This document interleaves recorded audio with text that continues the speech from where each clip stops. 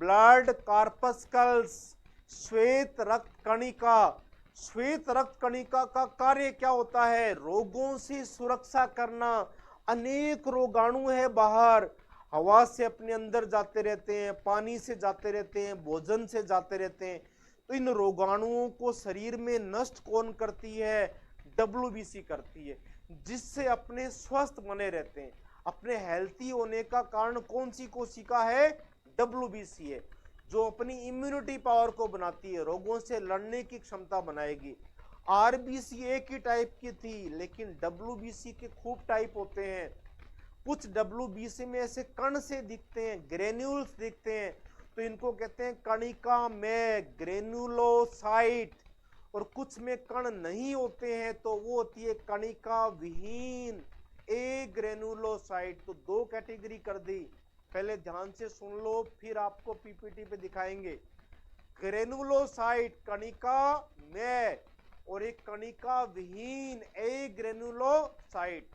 कणिका में जो होती है ग्रेनुलोसाइट, उनको नेचर के अकॉर्डिंग तीन कैटेगरी में डिवाइड कर देते हैं: एसिडोफिल्स, बेसोफिल्स, न्यूट्रोफिल्स। और जो ए ग्रेनुलोसाइट होती है वो होती है लिम्फोसाइट और मोनोसाइट। सबसे अधिक संख्या में जो मिलेगी वो है न्यूट्रोफिल्स, 65% सबसे अधिक पाए जाने वाले डब्ल्यूबीसी है। जैसे अपने देश के सैनिक नहीं होते हैं क्या, कोई बीएसएफ में है, कोई सीआरपीएफ में है, कोई आईटीबीपी में है, और सभी सैनिकों का एक ही टारगेट है, देश की सुरक्षा करना। इसी प्रकार से ये अपने शरीर के अलग अलग प्रकार के सैनिक है।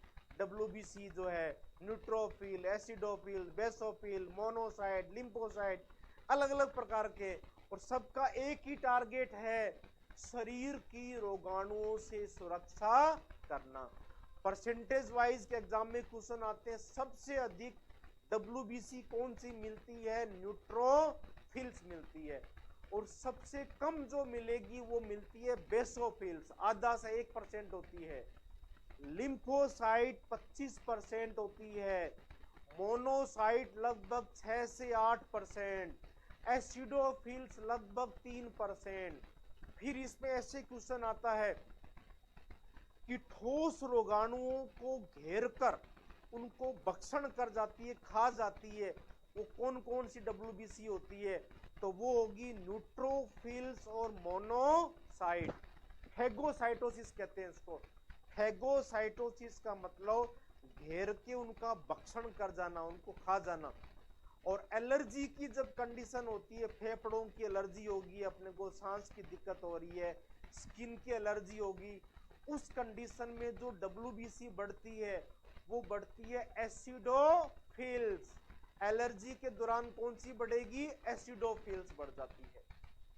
और एड्स रोग के अंदर जो एड्स रोग का वायरस होता है, एचआईवी वायरस, वो नष्ट करता है लिम्फोसाइट को, टी लिम्फोसाइट, बी लिम्फोसाइट, जिससे अपनी जो प्राथमिक सुरक्षा पंक्ति होती है, रोगों से लड़ने की क्षमता, वो कमजोर हो जाती है। तो इस क्वेश्चन को भी ध्यान रखेंगे। एड्स रोग में सबसे ज्यादा नष्ट होने वाली डब्ल्यूबीसी कौन है? लिम्फोसाइट होती है।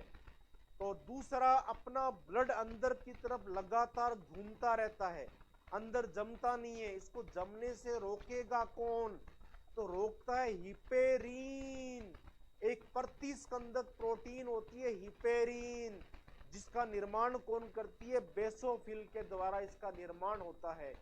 और डब्ल्यूबीसी की जो संख्या होती है लगभग 4000 से 11000 एक बूंद ब्लड के अंदर, जिसको कहते हैं टीएलसी, टोटल ल्यूकोसाइट काउंटिंग। और जब इन्फेक्शन हो जाएगा तो टीएलसी का लेवल बढ़ जाता है, इन्फेक्शन के दौरान बढ़ जाती है। एक कंडीशन आती है जिसको कहते हैं ल्यूकेमिया। ल्यूकेमिया में जो ल्यूकोसाइट है, डब्ल्यूबीसी है, वो अनकंट्रोल्ड हो जाएगी, अनकंट्रोल्ड होकर गुच्छों का रूप ले लेगी, ट्यूमर से बन जाती है, गांठें बन जाती है, उसको कहते हैं ब्लड कैंसर। तो ब्लड कैंसर में कौन सी कोशिकाएं बढ़ती है? डब्ल्यूबीसी कोशिकाएं बढ़ती है। जीवन काल इनका कोई फिक्स नहीं है। आरबीसी का जीवन काल तो फिक्स होता है 120 दिन, डब्ल्यूबीसी का एवरेज निकालते हैं तो लगभग 5 से 7 दिन का इनका जीवन काल होता है। निर्माण इनका होगा अस्थि मज्जा में। अब इनको अपने देखें पीपीटी के माध्यम से। सबसे पहले डब्ल्यूबीसी जो है इसका कार्य क्या है, फंक्शन क्या होता है डब्ल्यूबीसी का, रोग प्रतिरोधक क्षमता प्रणाली को डेवलप करना, इम्यूनिटी पावर को बनाता है।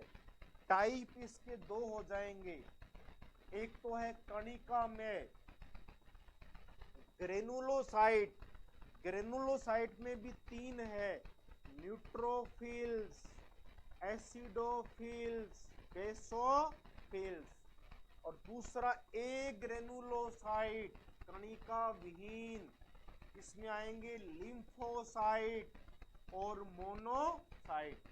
सबसे ज्यादा संख्या में है न्यूट्रोफिल्स 65% होती है, और सबसे कम संख्या होती है बेसोफिल की, आधा से 1%, और लिम्फोसाइट होती है 25%, मोनोसाइट 6 से 8%, इयोसिनोफिल 1 से 3%।